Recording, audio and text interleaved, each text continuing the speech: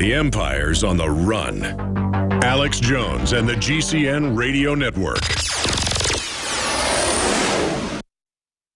Sold out for weeks due to the difficult and extensive proprietary process behind its creation, the exclusive InfoWars Life Secret 12 formulation is now back in stock in the last limited shipment of 2014. The most bioactive form that has been created with our proprietary process. This ultra-clean vitamin B12 nutraceutical has been carefully crafted and developed over the last 2 years and is based on cellular science of how your body actively absorbs essential nutrients. Secret 12 is taken by mouth, right on the tongue, and then swallowed. No needles, no injections. Vitamin B12 deficiency is linked to scores of serious problems. And Secret 12 is a fusion of 2 organic, proprietary forms of vitamin B12, bringing you a true nutraceutical quality vitamin B12. Secret 12. Secret 12 is an excellent Christmas gift and is tailor-made to boost your New Year's resolutions. Supplies of Secret 12 are very limited. Secure yours today at InfoWarsLife.com or by calling toll-free 888-253-3139.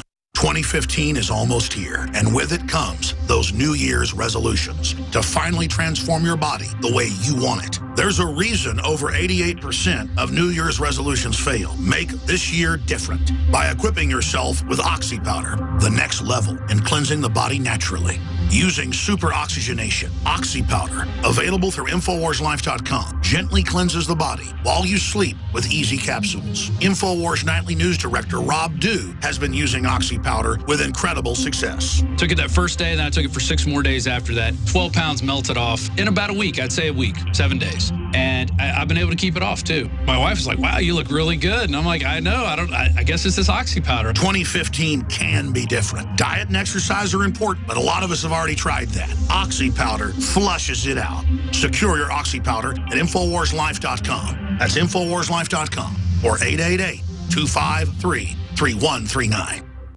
The government's Department of Homeland Security is buying up loads of ammo. At the same time, they're restricting civilians' rights to own and purchase firearms. Can you put 2 and 2 together? Infidel Body Armor can stop every round, including hollow points and .308 sniper rounds, is reasonably priced and fully legal. But for how long? Go to InfidelBodyArmor.com, spelled I-N-F-I-D-E-L, bodyarmor.com.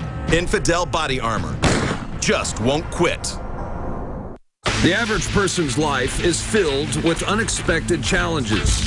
Unlock the energy it takes to defeat these daily beasts with Super Male or Super Female Vitality, specifically designed to assist the body in regulating proper hormone balance to create superior vitality in males and females. Supercharge and conquer your world at InfoWarsLife.com or call 1-888-253-3139.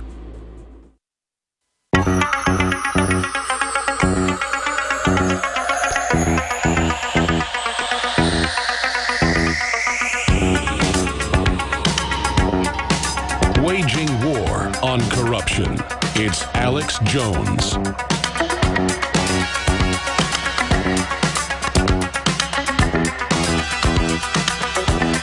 Welcome back to the Alex Jones Show. I'm David Knight here in Austin on this Wednesday, December 17th.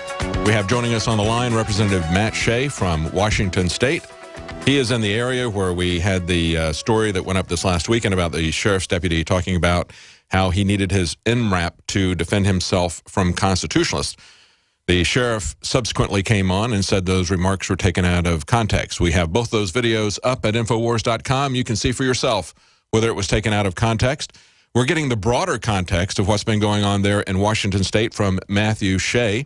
It's a very chilling story indeed of the Southern Poverty Law Center coming in and giving training seminars to this sheriff's department. Sheriff subsequently claiming after other deputies and law enforcement officers there complained to the public about this, said, hey, wait a minute, we're being taught some really bad stuff here by the Southern Poverty Law Center, because we know where this script is coming from. We've heard this before. We know when somebody comes out and says, I'm training against the constitutionalists, we know that's coming from the Southern Poverty Law Center. And, of course, this sheriff himself tried to disavow any knowledge of this. He hadn't looked at the materials before he called them in for training. Really? He also, though, had, as Representative Shea said, his picture at the bottom of the slides. And I guess the question is, when he himself has called people out in opposition, deriding them as constitutionalists who ran for local government, as Representative Shea told us, it has to call into question really what they have against the Constitution. Now, of course, we have extended an invitation to him to come on and talk about this. We have put his video up so you can see his rebuttal. And we're going to be talking about the larger context of things. Before I go back to Representative Shea, and I want to put in a plug here, we have an Essential Holiday Pack, which is a special that is running. Actually, it was yesterday and today. It was a 2-day special. Alex earlier said today and tomorrow, so maybe that's going to be extended for 1 day. I'm not sure. But nevertheless, it's Secret 12, the B12 formula, X2, Nascent Iodine, and Silver Bullet, all three for only $59.99. That's 57% off.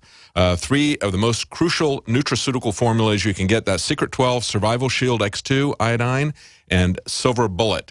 And, of course, if you order by today, you can get it guaranteed delivery by Christmas. And that's how we support our operation. We don't take funding from big pharmaceutical companies or other large corporations, so we can basically say what we want to without them shutting us down. That's the way we fund it independently, and it's a win-win situation for us and for you, bringing you high-quality nutraceuticals and supplements. Let's go back to Representative Shea in Washington. Representative Shea, I wanted to talk a little bit more about this this law that was passed as part of referendum in Washington this last election, prohibiting, amongst other things, transfer of weapons from one individual to another in terms of a private sale. I think it restricts that unless there's a background check. Is that correct? That is correct. Actually, it was I-594, and I helped lead the charge actually in the legislature to defeat the bill that was eventually used as the template for the initiative. And we were in a 6-vote minority. We were able to defeat it because it was so bad. We called it universal transfer check and taxation, because literally the use tax would apply to every single transfer, generating an enormous amount of revenue for the government on one hand as a tax increase, and on the second, literally every transfer with very, very few exceptions would be implicated by this initiative.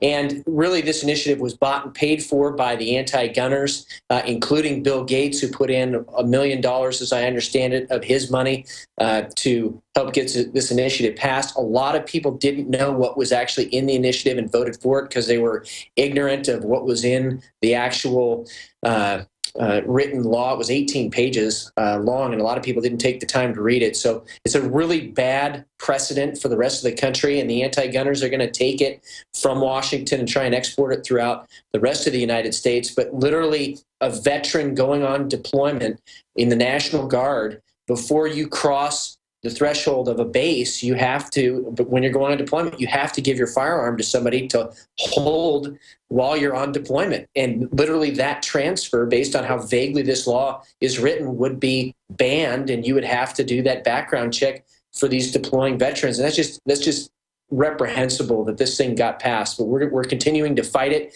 I'm introducing the bill to repeal that this session, and we're going to be fighting this tooth and nail at every step. Now, there was a rally that we reported on yesterday or on Monday. There was a rally of people saying they will not comply. And again, filming themselves, doing a transfer, here's the gun, taking the money, that sort of thing. And even the sheriff, if I'm pronouncing his name correct, is it Nezovich? Is that how you pronounce his? Yes. Yeah. Yes. Okay. He said that he was not in favor of this law, that he opposed it. He said it was unenforceable. But I guess beyond whether or not it's enforceable or not, it is certainly an infringement that makes it unconstitutional on gun ownership, as well as something that even if they don't go around and enforce it, because they're not going to know if there's a private transaction, a private sale, once they arrest somebody on a charge, or no matter how serious or how minor, they could always bring this in to trump those charges up at a later date. That's the issue, I think. I think really it is the issue. You're not going to see anything happen until one other crime is committed. I think you're absolutely correct in this. And this particular sheriff was on the right side of this issue. But by the same token, this is the same sheriff who walked out on Sheriff Richard Mack, who's the head of the Constitutional Sheriff and Peace Officer Association, during our Republican Lincoln Day dinner here in Spokane County. Literally walked out on him just before Sheriff Mack was going to speak. And I think that the actions here speak louder than the words. And yes, it is unenforceable, but more importantly, it's unconstitutional, and not just in violation of our national constitution, but also in violation of our state constitution, Article 1, Section 24, which is even more protective of our Second Amendment rights. So, and our right to bear arms. So this to me is an issue that we have to draw a line in the sand on. I know a lot of the people that attended the rally on the other side of the state. They're very good people, including Representative Elizabeth Scott, who has been helping lead the fight, especially on the west side of the state, to get this bill, get this initiative repealed. Now, you said he walked out on Sheriff Mack, who is the head of the Constitutional Sheriffs and Peace Officers Association. Tell us a little bit about that. I mean, why did he walk out on Sheriff Mack? Well, he felt that Sheriff Mack was dangerous. At least this is what he said, was dangerous because the sheriff can't just unilaterally defend and uphold the Constitution, to which many of us responded, isn't that what you take an exact oath to do? Absolutely. Isn't that why you're elected?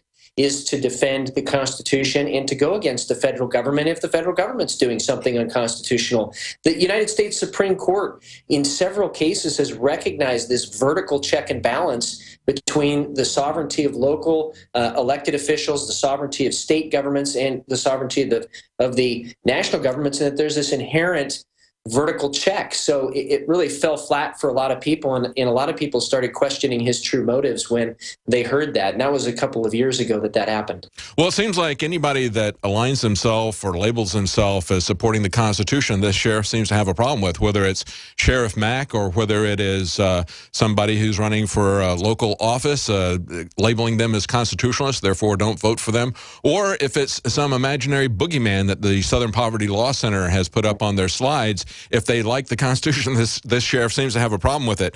Let's talk a little bit about the rally that's going to happen this weekend.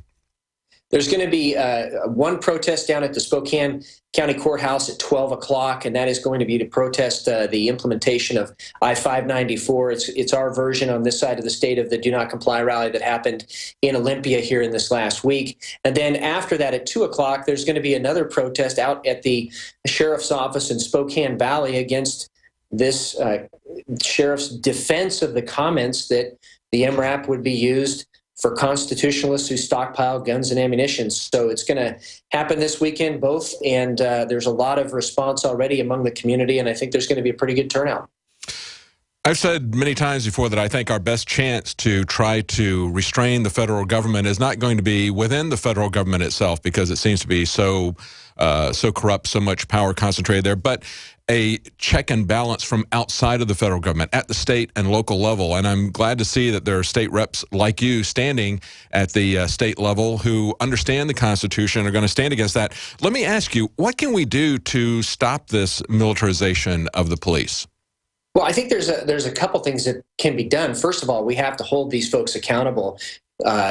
And also ask the question, do you really need an MRAP? Or as Senator Rand Paul recently asked, do you really need to give bayonets to local law enforcement? What do you need bayonets for? We need to ask those questions. And I think that the city councils, the county commissioners at the very local level need to not endorse MRAPs and bayonets being used and given to law enforcement by the federal government grant program, and stop it that way. I think that's one of the ways that we stop the militarization of police. I think the second way we do that is at the state level, and we have an entire thing that we call the Freedom Agenda. You can go to Freedom Agenda Washington on Facebook and look at that. And the Freedom Agenda deals with all of these issues, everything from the use of MRAPs at the local level to the use of stingrays and the use of what happened in Washington State, where the NCIS, Naval Criminal Investigative Service, hacked into 1.5 million computers that was actually broke by InfoWars, and combating the whole issue and not just one segment of it, because it is a lot bigger than MRAPs. It's basically the attitude that's out there that there is no privacy anymore. The Fourth Amendment is obsolete, and we don't have to comply with the idea that people should be secure in their personal effects. So, and of course, we just had to underscore how dangerous this all is, and I think how futile it is to think that the congressmen are really going to stand against it. They just passed a law saying that that they can essentially legalizing this kind of spying. They just did that as they came back. Now, again, that Facebook page was Freedom Agenda Washington. We had that up as you were talking about it. You're talking about limiting their access to military vehicles.